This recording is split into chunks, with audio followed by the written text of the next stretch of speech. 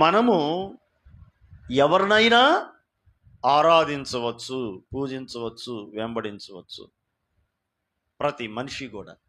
అందులో భాగంగా మనం ఈ రోజున ప్రభువైన క్రీస్తు యేసుని ఆరాధించగలుగుతూ ఉన్నాము. దేవునికి మహిమ కలుగును గాక. దేవునికి స్తోత్ర. దీన్ని ఆమోదించడం జరిగింది. అప్పటి నుంచి ఈ రోజు కూడా కొనసాగుతూనే ఉంది. కానీ ఈ మధ్యకాలంలో కొంతమంది మత ఛాందస్సవాదులు వ్యతిరేకిస్తూ ఉన్నారు. ఇన్ని వ్యతిరేకతలు వచ్చినప్పటికీ కూడా రాజ్యాంగం అనేది ఒకటి ఉందిగా, అది మనకు రక్షణను కల్పిస్తూ ఉన్నది. చట్టాలు ఉన్నాయి, చట్టాలు రక్షణను కల్పిస్తూ ఉన్నాయి. నేను అంటున్నాను ఇక్కడ మత మార్పుళ్ళు, బలవంతపు మత మార్పుళ్ళు చేయకూడదు. వాస్తవమే, చేయకూడదు. దానికి నేను విరోధం ఏమి కాదు. ఆ చట్టం కనుక వస్తే సంతోషమే. ఆ చట్టం రావటమే ఉంది, ఆల్రెడీ ఉన్నదే. అది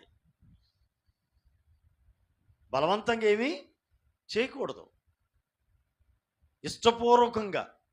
ఇప్పుడు నేనున్నాను,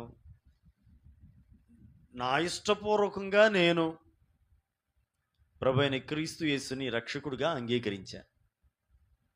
ఎవరు బలవంతం లేదు. దీన్ని కాదంటానికి ఎవరు? నన్ను బలవంతంగా ఈ మతంలోకి దించారు అని అంటే కనుక తప్పది.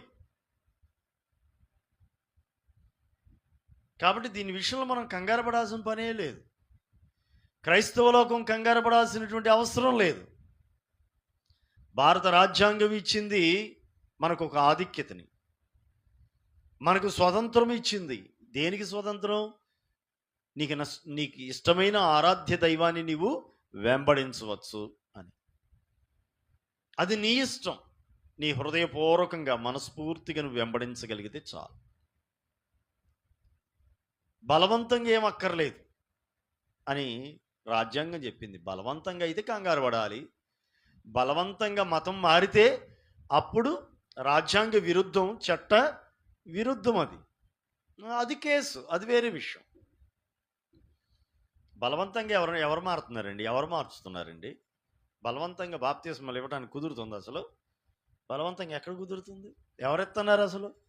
అంత బలవంతంగా ఎవరు క్రైస్తవంలోకి వస్తున్నారు? ఎవరు రావట్లా.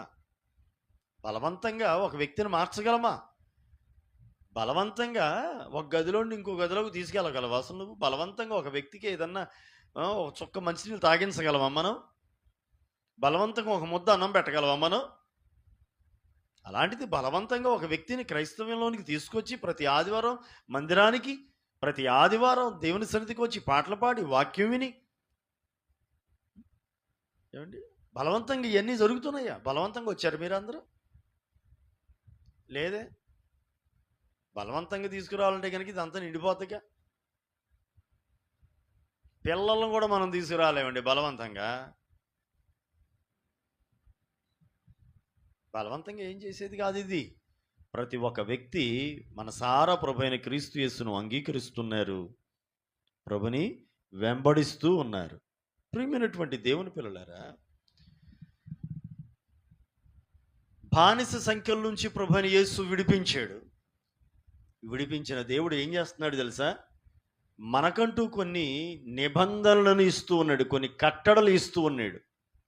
వాక్యాన్ని మనకు ఇచ్చాడు. క్రైస్తవులుగా మనకంటూ ఒక రాజ్యాంగం ఇది. పరలోక రాజ్యానికి సంబంధించిన కొన్ని సూత్రాలు ఇందులో ఉన్నాయి. భారతదేశానికి రాజ్యాంగం ఎలా ఉందో క్రైస్తవ్యానికి ఇదిగో బైబిల్ కొన్ని చట్టాలు చెప్పింది. బైబిల్లో కొన్ని నియమ నిబంధనలు ఉన్నాయి.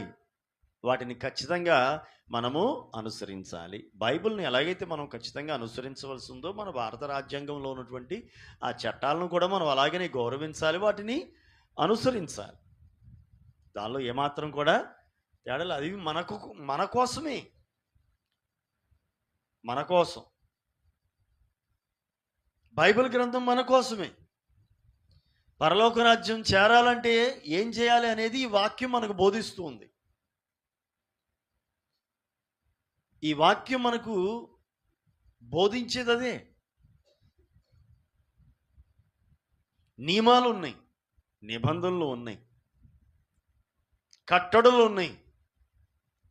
ధర్మశాస్త్రము ఉంది, ధర్మశాస్త్రపు విధులు ఉన్నాయి, వాగ్దానాలు ఉన్నాయి.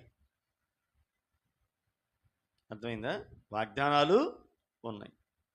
వీటన్నిటినీ మనం స్వతంత్రించుకోగలగాలి, గౌరవించాలి ఈ వాక్యాన్ని, అలాగే దానిని అనుసరించాలి, పాటించాలి.